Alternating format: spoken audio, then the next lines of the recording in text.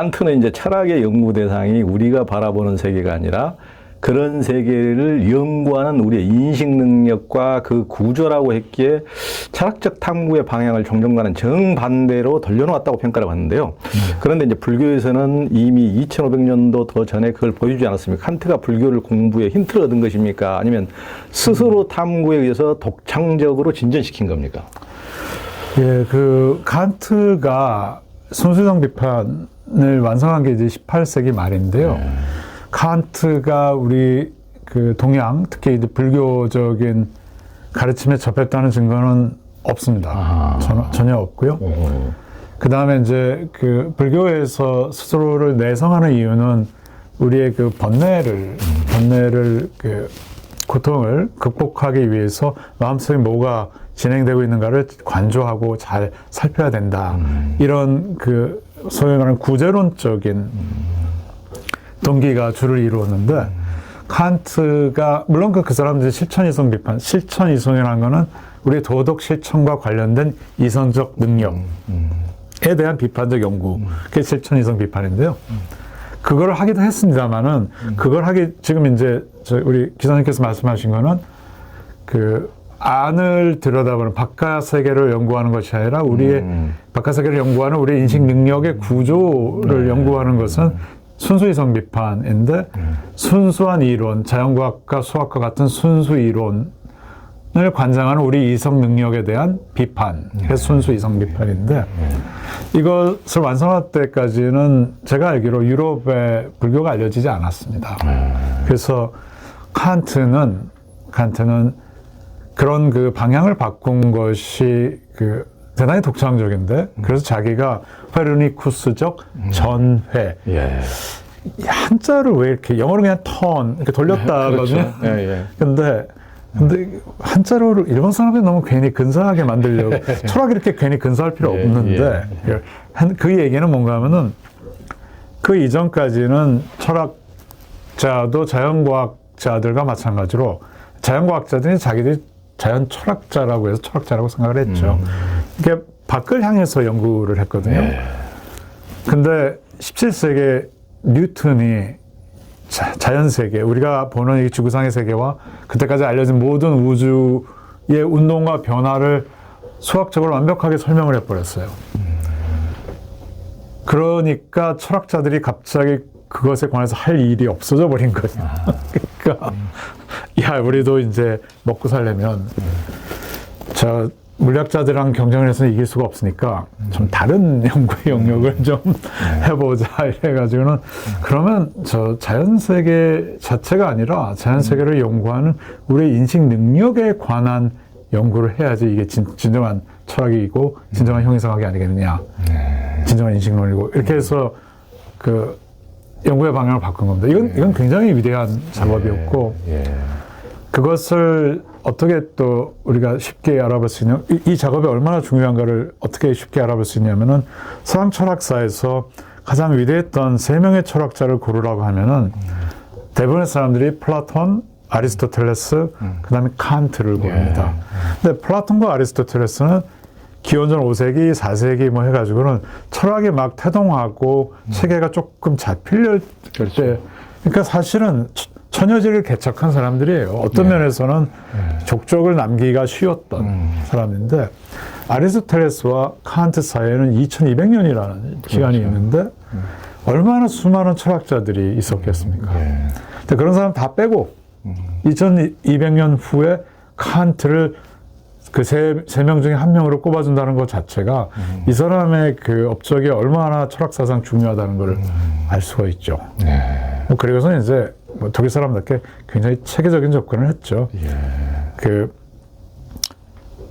순수성 비판, 실천이성 비판, 판단력 비판이 고대 그리스로부터 인간의 정신 영역을 3가지로 분류할 때 진, 선, 미 이렇게 번역을 했거든요.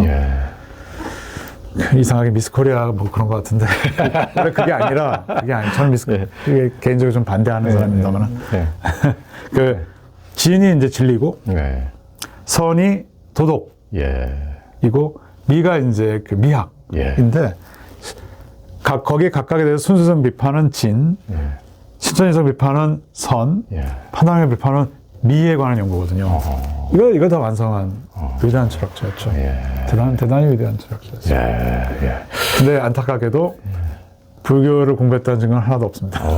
그러니까 그 뒤에 그 하이데거나 이런 부분만 해도 네. 불교의 흔적이 엄청 진하게 이렇게 보이는데, 근데 18세기에 과연, 그러니까 초기 경전이나 이런 게 그 이후에 많이 반영이 되고 공부가 되긴 했지만은 무려 피타고라스도 인도로 갔을지도 모른다고 했을 정도인데 동서양의 항해라든가 이런 기술이 엄청나게 발전된 한참 이후에 이미 동양에 대한 식민 개척이 뭐 500년 그 전부터 훨씬 그 광범하게 이루어진 이후의 철학자인데 전혀 이게 없다. 그런 식으로 접근해서 보면은 잘 이해하기 어려운 측면이 있거든요. 저는 철학적인 내용도 그렇고 여태까지 읽은 제가 칸트에 관한 모든 그 소설에서 그 불교와 연결시키는 것은 좀 무리라고 봅니다. 그래요. 근데 이제 그 이후에 뭐 쇼펜하우어, 그의 영향을 받은 니체, 뭐 그의 영향을 받은 하이데거는 그 분명히 불교인 적이 보여요. 그리고 그때는 이미 불교 문헌이 벌써 많이 알려지기 시작한, 유럽에 알려지기 시작했는데 칸트는 저는 뭐 요즘 뭐 칸트의 철학을 그 불교와 연결시켜서 연구하는 분들도 많습니다만 그건 그냥 비교 철학적인 접근이고 증거는 없습니다. 그리고 제가 알기로는 없습니다. 피타고라스도 인도로 갔다 왔다라고 설명하는 방법도 있는데 제가 예전에 배우기로는 그때만 해도 인도가 굉장히 문물이 문화가 발달한 지역이었기 때문에 뭐 역사상 대부분 그랬죠. 지금도 피타고라스나 뭐 그런 다른 소크라테스, 플라톤이 활동했던 지역에서 그 옛날 기원전 8세기 뭐 이런 때 인도 쪽에 동전이 발굴이 된대요. 그러니까 교역이 굉장히 활발했고 사람들이 왔다 갔다 많이 했고 그러니까 그런 와중에서 피타고라스가 굳이 인도로 가지 않았더라도 충분히 접했을 가능성이 있고요. 그래서 이제 너네 그 영원 윤회설도 이게 사실은 뭐 인도에서 온 거야. 그러면 이제 그 사람들 기분이 나쁘니까 그 사람들이 이제 어떻게 얘기하냐면 아니 그거는 인도 고유의 것을 우리가 배운 게 아니라 아리안족이 일반적으로 가지고 있던 내용이야. 그게 히랍으로도 왔고 인도로도 가서 공동으로 발현되는 거지. 그거 아니야. 이제 그래서 자기들 독자성을 막 주장하고 싶어 하는데 근데 문제는 인도 쪽은 히랍 쪽보다 여러 세기 먼저 그런 얘기를 시작했고 왔다 갔다 했고 그러니까 아무래도 인도 쪽 영향일 거라고 생각을 하죠. 그 우리나라에서도 이제 윤회가 있냐 없냐를 놓고 논쟁이 뜨거웠는데요. 서양에서 이미 6세기 피타고라스로부터 이제 인도의 용원 유래설의 영향을 받아서 소크라테스, 플라톤, 기독교 사상까지 흘러 들어갔다고 이제 보기도 하는데요. 어떻습니까, 홍 교수님께서 보시기에는? 그 소크라테스의 영원 불멸설이 기독교에 반영이 됐다는 것은 그 영원 윤회설에서 윤회만 빼고 불멸설이 기독교에 반영이 됐다는 것은 이제는 거의 정설입니다. 근데 이게 보면은 참 피타고라스가 그런 얘기도 했다 그러죠. 자기 제자를 이끌고 가는데 그 옛날에 히랍에도 좀 직구준 사람들이 있었던 것 같은데 지나가던 개를 괜히 옆구리를 걷어찼대요. 아니 그러면 안 되는데 동물학대인데 깨갱 하니까 때리지 마라. 그 깨갱하는 소리를 들으니 얼마 전에 죽은 한 2년 전에 죽은 네 삼촌 같다. 그러니까 그 정도로 이제 영원윤을 진짜로 믿었어요, 그 사람들은. 근데 그 플라톤이나 소크라테스처럼 수학을 좋아하는 사람들이 피타고라스 학파의 영향을 안 받았을 리가 없죠. 근데 우리가 알고 있는 피타고라스 학파는 수학자지만 사실 엄격한 종교 집단이었기 때문에 그렇죠. 이 사람들이 영원윤회설도 받아들였는데 나중에 뭐 기자님이 저보다 훨씬 많이 아실 것 같은데 기독교가 성립되는 과정에서 이 불교는 그 교주이신 석가모니 부처께서 철학적 논쟁을 많이 하셨거든요. 엄청 45년이나 하셨잖아요. 그렇죠. 그래서 불교는 다른 데서 철학을 가져올 이유가 없습니다.